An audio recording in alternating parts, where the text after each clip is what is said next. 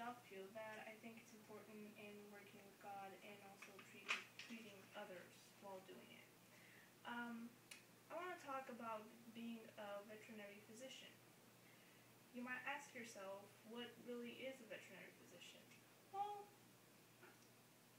a veterinary physician treats non-human animals in matter of disease, disorder, or injuries. We usually just call them vets in our colloquial language. I don't have a lot of experience in this field. I do look forward into working in it maybe someday. But something that really marked me while I was very young in Romania, my home country, I used to go and spend a lot of time in the villages. And the people there, especially the ones that live in the village, don't take care of their animals the way that they're supposed to. And there's also a lot of animal cruelty going on. So, I actually watched one of my neighbors beat his horse to death, literally. And that really marked my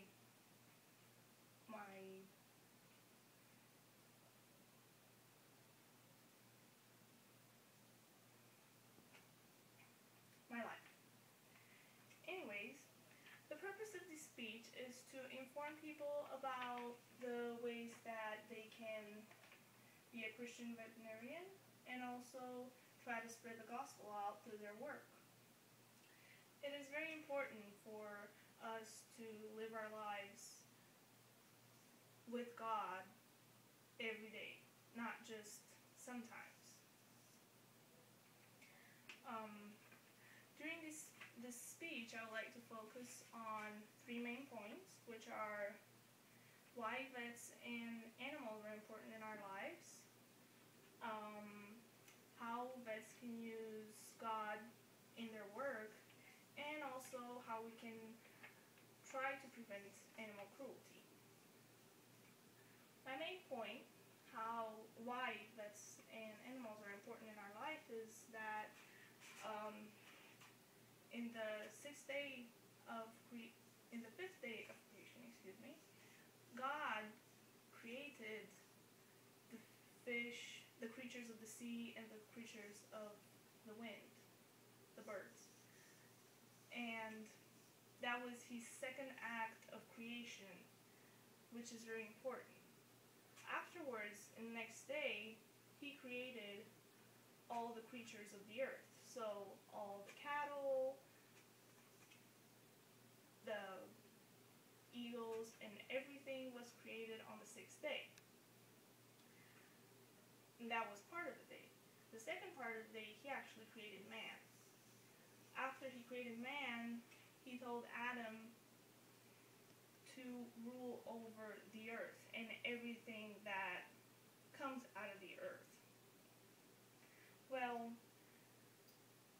how that should reflect in our lives is that we should be able to take care of our animals because this is what God wants us to do.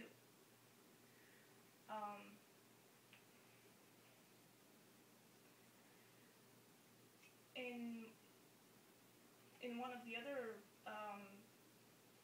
subjects that I studied with Liberty University, one of the books that I read, the name of the book is Consider by Ben Gutierrez and Lou Montgomery, I think.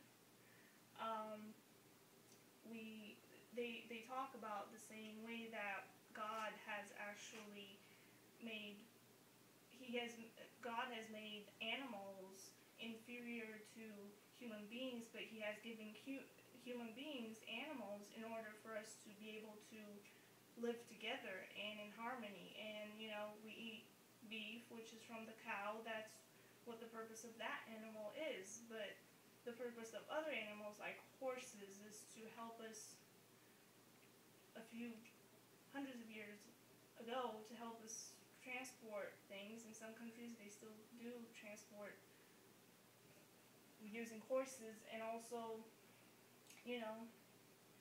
to share our love with our furry friends. Anyways, my second point of the speech is how vets can use God in his message in their work. And that's very important because I actually read in one of the books in the communication subject that's called that's written by Dr. Alban. He has a small story about a man that has made a ministry out of talking to people about their cattle and the way that they should treat their animals and the way that they should try to prevent their health problems. And through this, he also shares the gospel message, which I think is very important, and the fact that he actually was able to do that is very important.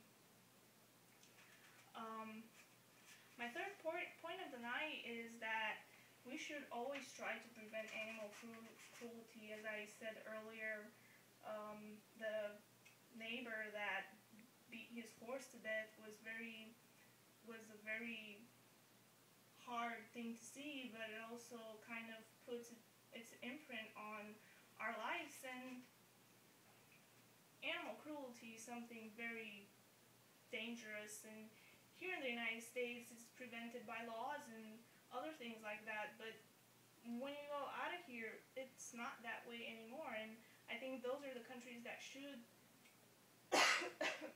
be helped towards trying to get that set of laws going, because again, in Romania, people will just, if their dog has puppies, or if their cats have kittens, they will just put them in a bag and throw them in the woods, and that's just not a normal environment for a cat, just because a cat is used to either being around us in our yard or being around us in our house. And one example of non-animal cruelty is when me and my husband have two cats. You've probably seen one of them right here. And they were both rescued off the street. One of them was not rescued by us, but it was given to us, and the other one we rescued ourselves, and we cleaned them up, and now they're fine.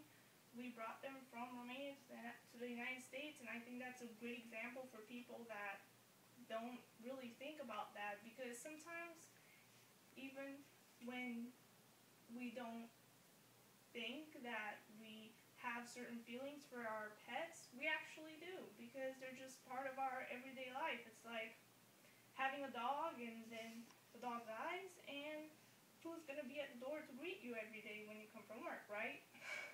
It's kind of like a routine.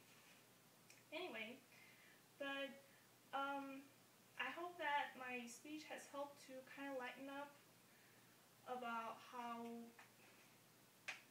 what problems there are in this world with animals, and how we can fix those, especially with God's help, because He has given us animals so we can all live together. And animals are a very important part of our lives. And again, animal cruelty shouldn't be around, because compared to what God has taught us in the Bible, we should be the ones to be against animal cruelty and fight against it. So I think that's one of the most important points of this